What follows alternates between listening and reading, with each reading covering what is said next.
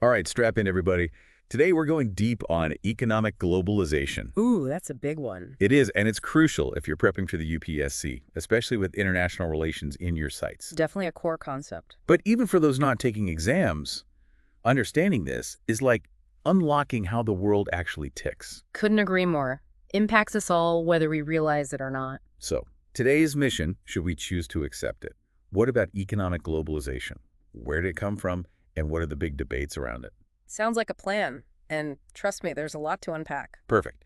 Now, when we hear economic globalization, what usually pops to mind? I'd say that borderless world idea, right? Exactly, like a global marketplace, everyone connected, relying on each other. Good visual, but needs some nuance. Got to distinguish between historical proto-globalization, like empires, colonialism. Ah, so earlier forms were more about one big power calling the shots. Right. Think the British Empire, global reach, but tied to their political muscle. Modern globalization's different. So it's more decentralized. Exactly. It's about the sheer scale of interconnection. For the first time, we can talk about a single world economy, truly integrated. Like, think about what you're wearing right now, your phone. Yeah. Parts from all over. That's globalization in action. Okay, so not just empires grabbing stuff anymore. When did this modern version really kick off? Was there a specific moment? Roots are mid-20th century, two big phases. First, post-World War II, the Bretton Woods system. Ah, Bretton Woods, classic. Aim was global economic stability after the war's chaos. So they set up fixed exchange rates, regulations, support to avoid another Great Depression, creating order, basically. Makes sense. But that eventually fell apart, right? What happened? It did, and that collapse around the 70s, that's phase two of globalization, even more intense. Fixed rates gone, countries suddenly facing way more competition globally, had to adapt fast, and that boosted interconnectedness. And this was happening alongside the rise of those huge corporations, right? Operating across tons of countries, blurring lines even more. Exactly. Then, add in the fall of communism, late 20th century, China opening up, boom, massive market expansion, integration on a scale never seen before. That's how we got to where we are now. Okay, so we've got a timeline, but it feels like you're just skimming the surface. Yeah. What's the engine behind all this? What actually drives economic globalization? Now, that's the real debate, and it's crucial for anyone into international relations, especially thinking about that UPSC exam. Several key perspectives to consider. All right, lay it on us. What are the main theories? One big one is the liberal view. All about free choices, they say. Individuals, companies, states acting in their own self-interest. Globalization is just the natural outcome of this. So like a global free market where everyone's looking for the best deal? Kind of, yeah. But then you've got the structuralists. They see it differently. They focus on the structure of capitalism itself, saying its inherent need for expansion and profit. That's the real driver. Okay, so two very different ways of looking at it. But something tells me there's more to the story. Absolutely. Enter the realist perspective, adding another layer. They're inspired by old-school mercantilist ideas, emphasizing state policies, regulations. Realists say globalization isn't inevitable. It's a tool used by powerful states, especially the U.S., to get what they want. Makes you think about the U.S. role in both setting up A&D dismantling Bretton Woods. Exactly. And their influence on institutions like the WTO is not just economics, it's about power dynamics on the world stage. True, it's all connected. And then there's the whole Washington consensus thing, right? Yeah. Pushing free trade, deregulation, that's shaped global trade massively. Textbook example of how powerful states can steer globalization, sometimes for their own benefit, some would argue. Which raises a big question. How much consent is there really? Is everyone willingly playing this game? Or is it influenced by certain values, ideologies? Absolutely. Key point, another big debate. Liberals say states join things like the WTO because it's mutually beneficial. Right, everyone wins. But critical theorists, they focus on the uneven distribution of those benefits. They say this consent is often shaped by the dominance of neoliberal thinking, this idea that there's no alternative to global capitalism. So is it free choice, or are we all just drinking the Kool-Aid? That's the million-dollar question. Yeah. And it leads us to another fascinating aspect. It's fascinating how intertwined economics and politics are, isn't it? And it gets even more interesting when we factor in technology, specifically the rise of what we call the knowledge economy. Yes, the knowledge economy, it's a term we hear all the time these days. But what does it really mean in the context of globalization? Is it just a fancy way of saying technology is important? It's more than just technology being important. Think of it this way. In a knowledge economy, knowledge itself becomes the main driver of economic growth and competitiveness. It's about innovation, research, and development, the ability to adapt quickly to new information and create value from it.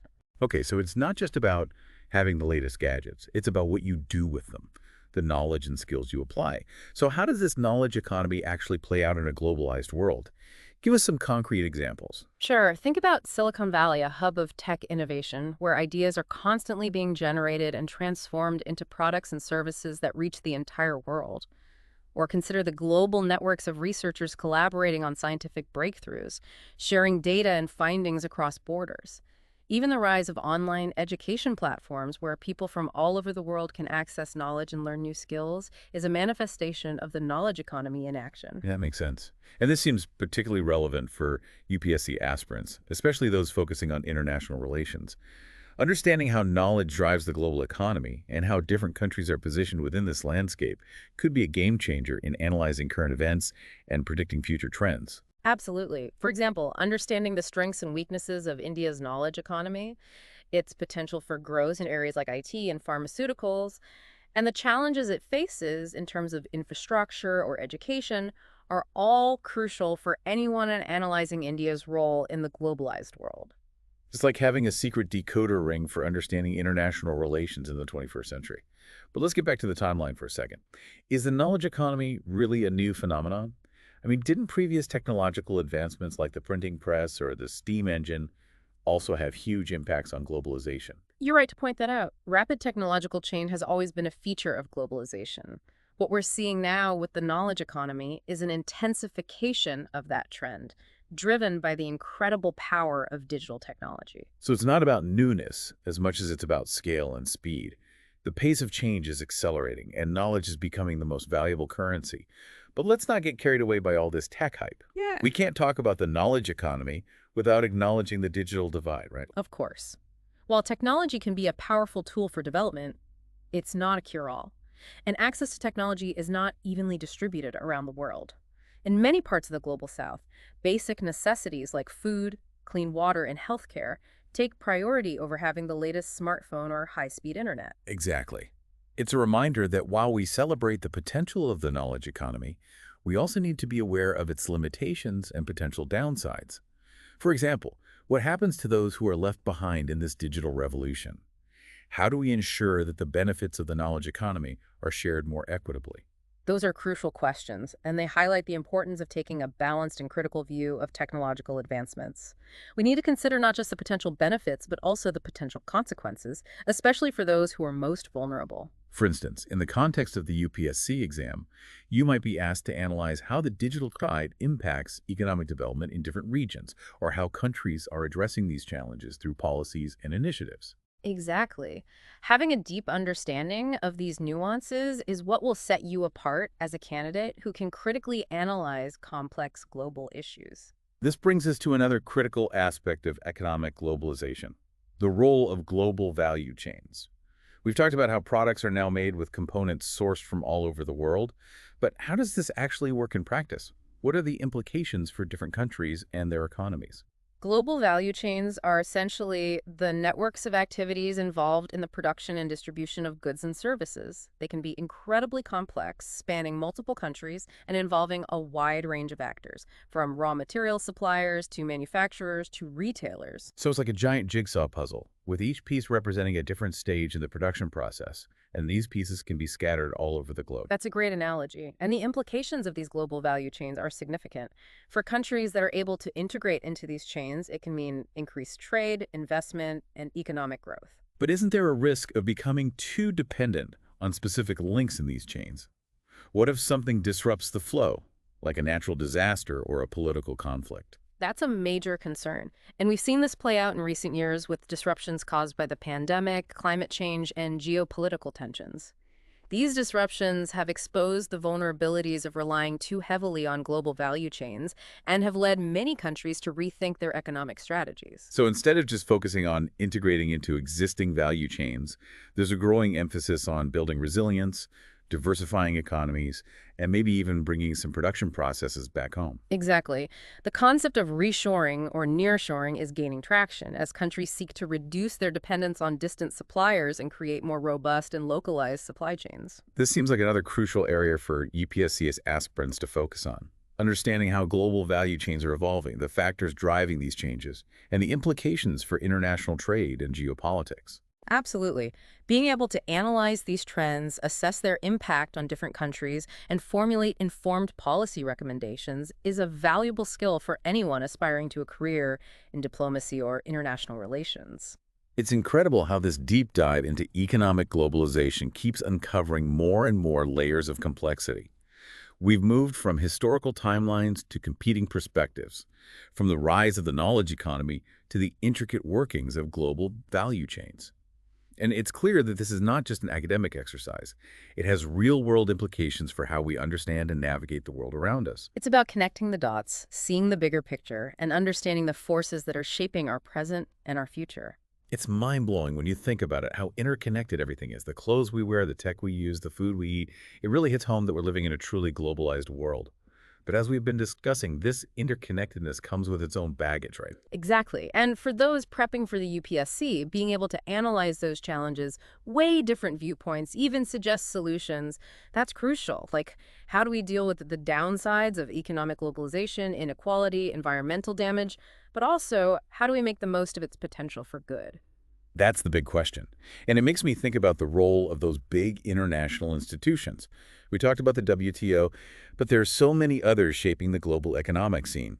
The World Bank, the IMF, regional groups like the EU, ASEAN. They're the rule setters, the mediators, trying to get everyone to play nice, at least in theory.